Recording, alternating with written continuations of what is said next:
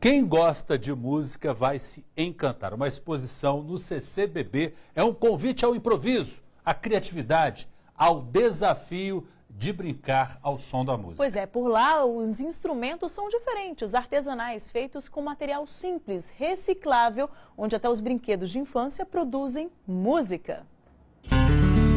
Se você não é criança, é bom estar acompanhado de uma para disfarçar a empolgação, porque senão vai ficar como eu, com essa cara de deslumbrada.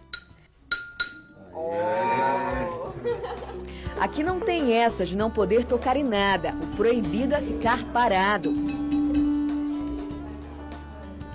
A exposição do som te leva a uma viagem no tempo. Você vai conhecer a história da música. Esta aí é uma réplica do que pode ter sido o primeiro instrumento criado pelo homem. E ele funciona da seguinte maneira: são várias pedras em tamanhos diferentes, com a caixa de ressonância que produz, que vai variando as notas. A Maria Eduarda mal teve o contato com ele e manda ver. Eu achei muito legal da gente conhecer mais instrumentos e poder tocar eles de uma maneira diferente. Os pequenos e os adultos crianças, como eu, ficam encantados com tudo que há aqui.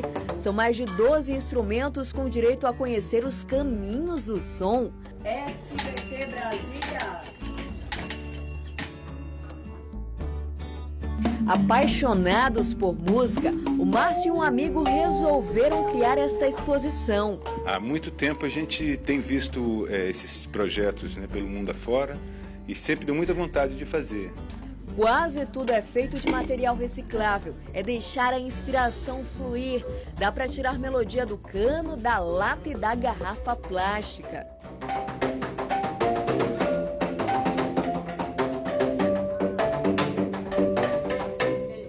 A exposição também está do lado de fora do CCBB. Vocês estão vendo este parque? Olhando assim parece um comum, mas escuta só. Ouviram? Pois é, tudo tem som por aqui. A gangorra, o balanço e o escorregador fazem música. Aqui o mundo é outro, onde a melodia dá ritmo para cada passo.